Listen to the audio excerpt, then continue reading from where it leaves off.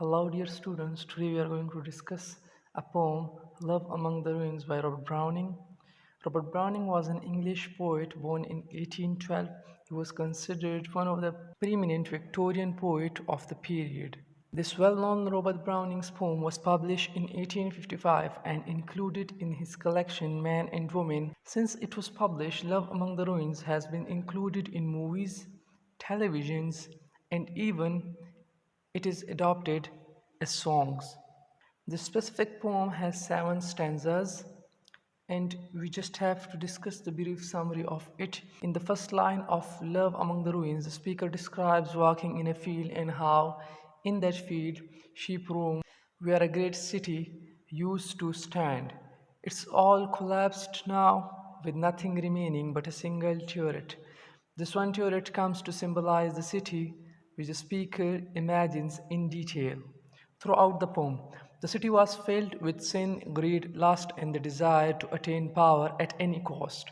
It's gone now, something the speaker sees as a good thing, and has been replaced by a natural, quiet landscape. He imagines a woman in turret waiting for him and contrasts their quiet love against what used to take place in the tower. The poem concludes with the speaker determining that love is best. Now, coming toward the structure, as I had discussed earlier, that Love Among the Ruins by Robert Browning is a 7 stanza dramatic monologue poem that is divided into sets of 12 lines. These long stanzas use lines of alternating lengths. The stanzas are paired in rhyming couplets with the even numbered lines containing around 3 syllables and the longer, odd number lines written in trochaic meter, usually around 10 syllables long. The first stanza is where the quiet colored end of evening smiles, miles and miles on the solitary pastures where our sheep half asleep twinkle homeward through the twilight, stray or stop as they cop, was the sight once of a city great and gay. So they say, of our country's very capital, its prince. Ages since held his court in, gather councils, wielding for peace of war. Okay, in the first stanza or in the first line of Love Among the Ruins by Robert Browning, the speaker describes a ruined city.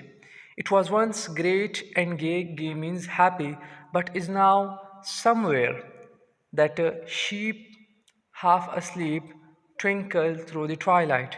It's a place of peace and memory. The speaker suggests, in fact, he adds the memories of the city are not his own.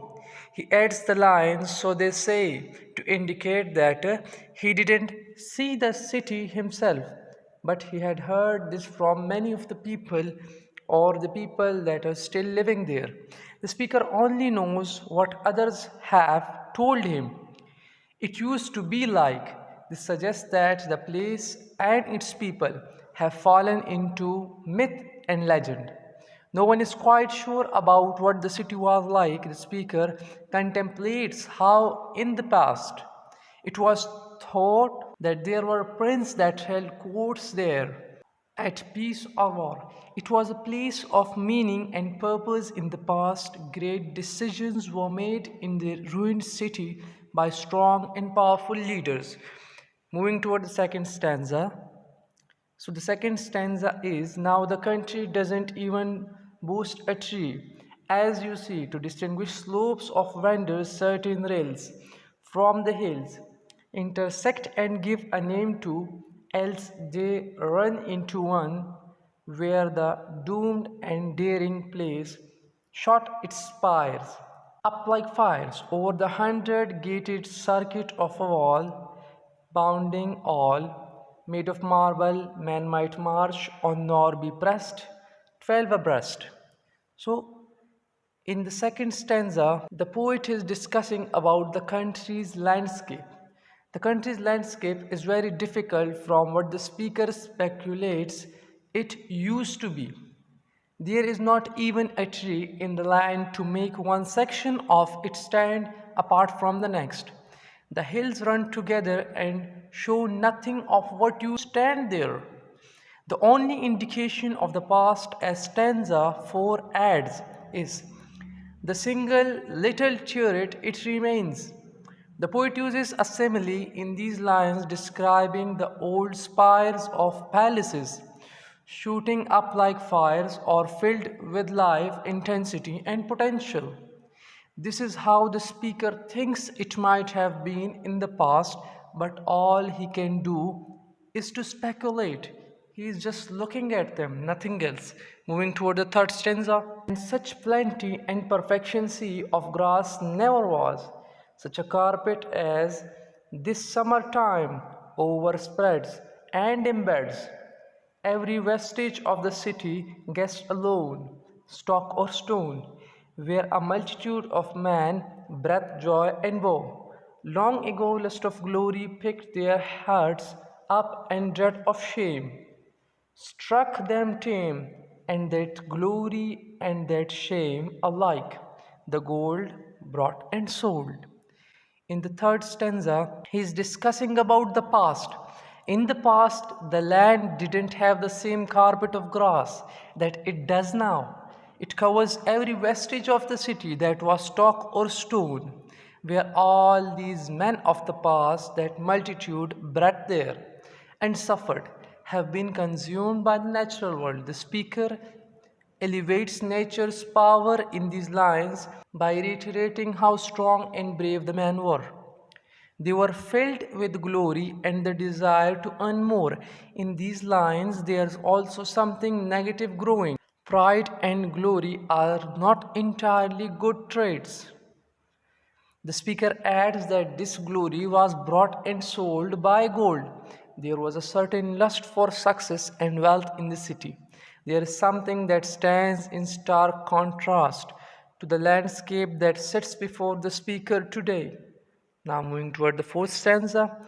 Now, the single little turret that remains on the plains by the carpet overrooted by the gout, overscored while the patched house leaks head of blossom wings through the chinks, marks the basement whence a tower in ancient time sprang sublime, and a burning ring all round the chariots traced as they raced, and the monarch and his minions and his dames viewed the games.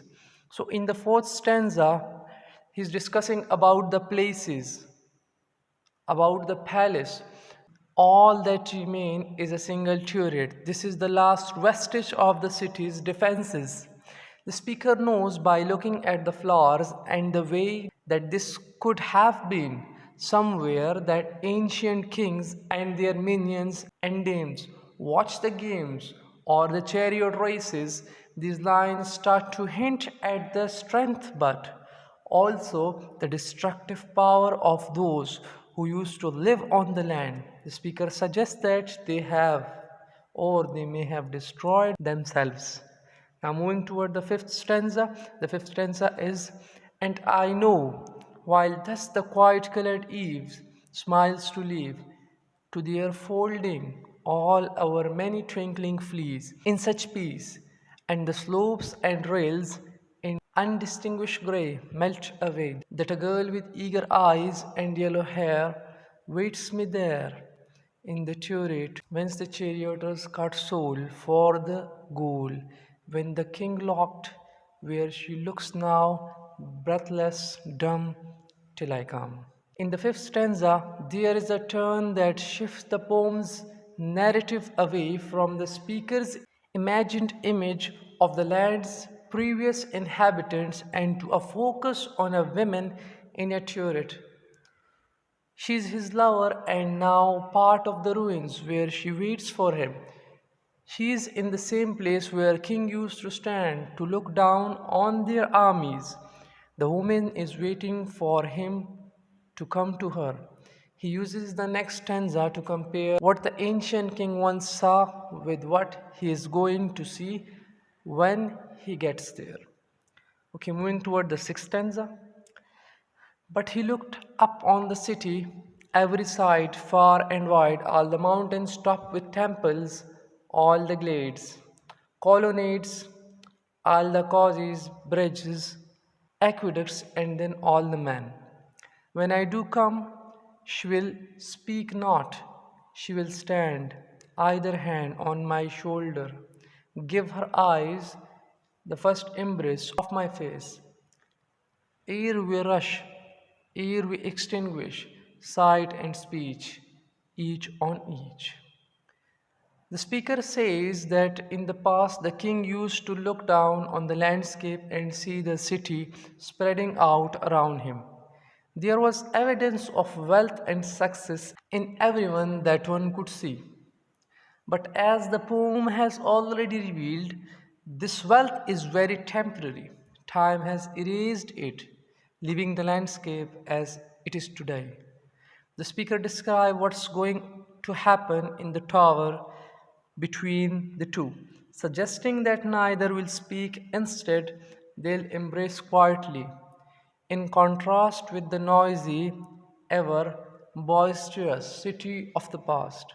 Now, moving toward the seventh and the last stanza. In 1 year, they sent 1,000,000 fighters forth, south and north, and they built their gods a brazen pillar high as the sky. Yet reserve 1,000 chariots in full force, gold, of course, O heart, O blood that freezes, blood that burns, earth's returns, for whole centuries of folly, noise, and sin. Shut them in with their triumphs and their glories and the rest. Love is best. Okay, in the last stanza, speaker contemplates the power of the past empire, that the simple beauty and the joy of love. He answers his own questions and considerations and the present state of the land in the past, saying that how things are now, a state of natural peace symbolized through a woman he loves, is far better. He ends with the line, love is best, meaning that in comparison, love is far better than empire building greed and power that the past city symbolizes. He imagines the entire history of the past and power mad empire destroyed alone with the physical city and is soothed by the idea. Dear students, thanks for watching my video.